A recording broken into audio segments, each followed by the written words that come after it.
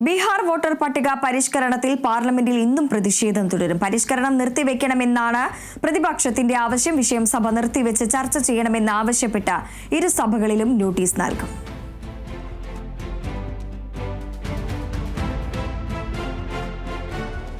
Bihar voter പട്ടിക പരിഷ്കരണത്തിൽ പാർലമെന്റിൽ ഇന്നും പ്രതിഷേധം തുടരും.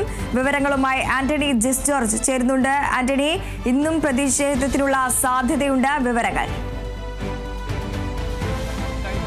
െല്ലാം തന്നെ ബീഹാറിലെ വോട്ടർ പട്ടിക പരിഷ്കരണത്തിൽ ചർച്ച ആവശ്യപ്പെട്ട് പ്രതിപക്ഷം സഭയിൽ പ്രതിഷേധം ഉന്നയിച്ചിരുന്നു. പക്ഷേ ഇക്കാര്യത്തിൽ ചർച്ചയ്ക്കില്ല എന്ന നിലപാടിൽ തന്നെയാണ് കേന്ദ്ര സർക്കാർ ഉള്ളത്. അതുകൊണ്ട് തന്നെ ഇന്നും സഭാതലം പ്രക്ഷുബ്ധമാകാനുള്ള സാധ്യതയാണ് കാണുന്നത്. ഇന്നലെ ലോക്സഭ ആരംഭിച്ചപ്പോൾ തന്നെ പ്രതിപക്ഷം മുദ്രാവാക്യം വിളികളുമായി എഴുന്നേറ്റിരുന്നു. പിന്നീട് നടുത്തളത്തിലേക്ക് അടക്കം ഇറങ്ങി പ്രതിഷേധിക്കുന്ന സാഹചര്യമുണ്ടായി. അങ്ങനെ സഭ നിർത്തിവെക്കേണ്ട സാഹചര്യമുണ്ടായി. 2 തവണ സഭ നിർത്തിവെച്ചു. പിന്നീട് സഭ ഇന്നത്തേക്ക് പിരിയുകയാണ് ചെയ്തത്.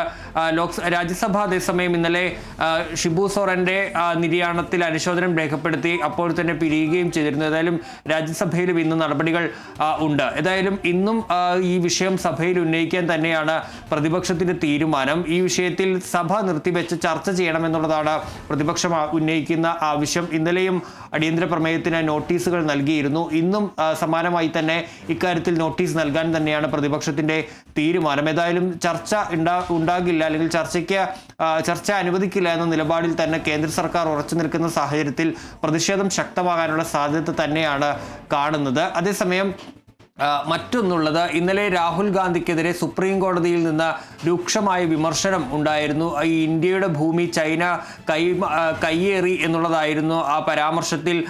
വലിയ വിമർശനമാണ് സുപ്രീം കോടതി രാഹുലിനെതിരെ ഉന്നയിച്ചത്. അതായത് ഇന്ത്യക്കാരനാണെങ്കിൽ ഇങ്ങനെ പറയില്ലായിരുന്നു, എവിടെ നിന്ന് കിട്ടി ഈ 2000 ചതുരശ്ര കിലോമീറ്റർ ഭൂമി ചൈന കയ്യേറി എന്നുള്ള വിവരം എന്നതടക്കമുള്ള ചോദ്യങ്ങളാണ് സുപ്രീം കോടതി ചോദിക്കുകയും ചെയ്തത്. ഏതായാലും അക്കാര്യം ഇന്ന് ഒരുപക്ഷെ ഭരണപക്ഷം സഭയിൽ ആയുധമാക്കാനുള്ള സാധ്യതയും ഉണ്ട് എന്നുള്ളതാണ് രാഹുലിനെതിരെ.